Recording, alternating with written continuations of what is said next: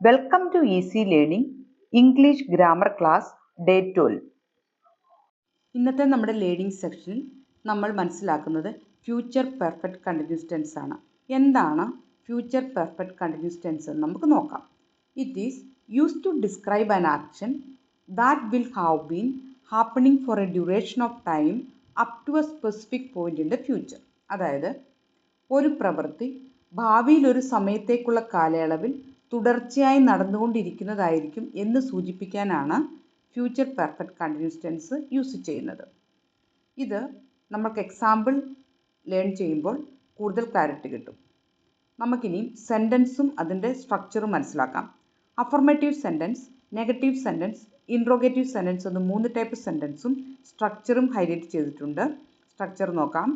Subject plus will plus have been plus ING form of verb plus rest of the sentence ആണ് affirmative സെൻറ്റൻസിൻ്റെ സ്ട്രക്ചറായിട്ട് വന്നിട്ടുള്ളത്. ഇനി negative സെൻറ്റൻസിൻ്റെ നോക്കാം. Subject plus will not plus have been plus ING form of verb plus rest of the sentence. Interrogative sentence വന്നപ്പോൾ will plus subject plus have been plus ING form of verb plus rest of the sentence ആണ് വന്നിരിക്കുന്നത്. ഇവിടെ future perfect continuous ടെൻസിൻ്റെ helping verb will plus have been ആണ്. Will have been. അതുപോലെ main verb വന്നിരിക്കുന്നത് ING form of വെർബാണ്.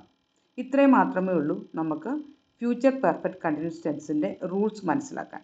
ഇനി നമുക്ക് examples 1 by 1 മനസ്സിലാക്കാം. First example, I will have been working here for 5 years by next December. അതായത് അടുത്ത December ആകുമ്പോഴേക്കും ഞാനിവിടെ 5 വർഷമായി ജോലി ചെയ്തുകൊണ്ടിരിക്കുകയായിരിക്കും എന്നാണ് ഈ ഒരു സെൻറ്റൻസിൻ്റെ മീനിങ് വരുന്നത്. വിൽ ഹാവ് ബീൻ എന്നുള്ള ഹെൽപ്പിംഗ് വെർബാണ് ഭാവിയിൽ കണ്ടിന്യൂസ് ആയി നടന്നുകൊണ്ടിരിക്കുന്ന ഒരു ആക്ഷനെ സൂചിപ്പിക്കുന്നത്. അതുപോലെ ബൈ നെക്സ്റ്റ് ഡിസംബർ എന്നുള്ളതാണ് സ്പെസിഫിക് പോയിന്റ് ഓഫ് ടൈം. ഇത് മനസ്സിലായല്ലോ. ഇതിൻ്റെ നെഗറ്റീവ് സെൻറ്റൻസ് കൂടെ നമുക്ക് നോക്കാം. I will not have been working here for 5 years by next December. അതായത് അടുത്ത ഡിസംബർ വരെ ആയാലും ഞാനിവിടെ 5 വർഷമായി ജോലി ചെയ്തുകൊണ്ടിരിക്കുകയായിരിക്കില്ല എന്നാണ് നെഗറ്റീവ് സെൻറ്റൻസ് പറയുന്നത്. അതിൻ്റെ ഇൻട്രോഗേറ്റീവ് സെൻറ്റൻസ് വന്നപ്പോൾ will I have been working here for 5 years by next December എന്നാണ് ഇൻട്രോഗേറ്റീവ് സെൻറ്റൻസ് പറയുന്നത്. അതിൻ്റെ മീനിങ് അടുത്ത ഡിസംബറിൽ എത്തുമ്പോൾ ഞാനിവിടെ 5 വർഷമായി ജോലി ചെയ്തുകൊണ്ടിരിക്കുകയാകുമോ എന്നാണ് ആ ഒരു സെൻറ്റൻസിൻ്റെ മീനിങ് വന്നിരിക്കുന്നത്. നമുക്കിനി അടുത്ത എക്സാമ്പിൾ മനസ്സിലാക്കാം. She will have been studying for 2 hours by the time you arrive. അതായത് നീ എത്തുമ്പോഴേക്കും അവൾ 2 മണിക്കൂറായി പഠിച്ചുകൊണ്ടിരിക്കുകയായിരിക്കും എന്നാണ് സെൻറ്റൻസിൻ്റെ മീനിങ്.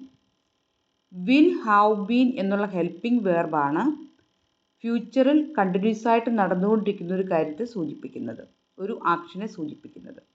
അതുപോലെ by the time you arrive എന്നുള്ളതാണ് സ്പെസിഫിക് പോയിന്റ് ഓഫ് ടൈം. ഇനിയും അതിൻ്റെ നെഗറ്റീവ് കൂടെ നമുക്ക് മനസ്സിലാക്കാം. She will not have been studying for 2 hours by the time you arrive. നീ എത്തുമ്പോഴേക്കും അവൾ 2 മണിക്കൂറായി പഠിച്ചുകൊണ്ടിരിക്കുകയായിരിക്കില്ല എന്നാണ് നെഗറ്റീവ് സെൻറ്റൻസിൻ്റെ മീനിങ് വന്നേക്കുന്നത്. ഇനിയും അതിൻ്റെ ഇൻട്രോഗേറ്റീവ് സെൻറ്റൻസ് നോക്കാം. Will she have been studying for 2 hours by the time you arrive.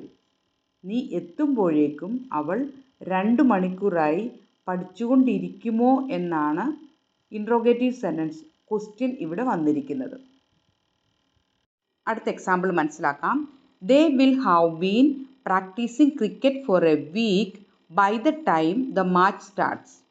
അതായത് മാച്ച് ആരംഭിക്കുന്ന സമയത്ത് വരെ അവർ ഒരാഴ്ചയായി ക്രിക്കറ്റ് പരിശീലനം നടത്തിക്കൊണ്ടിരിക്കുകയായിരിക്കും എന്നാണ് ഇവിടെ സെൻറ്റൻസിൻ്റെ മീനിങ് വന്നിരിക്കുന്നത്. അതിൻ്റെ നെഗറ്റീവ് സെൻറ്റൻസ് വന്നപ്പോൾ they will not have been practising cricket for a week by the time the match starts. അതായത് മത്സരം ആരംഭിക്കുമ്പോഴേക്കും അവർ ഒരാഴ്ചയായി ക്രിക്കറ്റ് പരിശീലിച്ചു കൊണ്ടിരിക്കുന്നതായിരിക്കില്ല എന്നാണ് നെഗറ്റീവ് സെൻറ്റൻസ് വന്നിരിക്കുന്നത്. ഇൻട്രോഗേറ്റീവ് സെൻറ്റൻസ് നോക്കാം.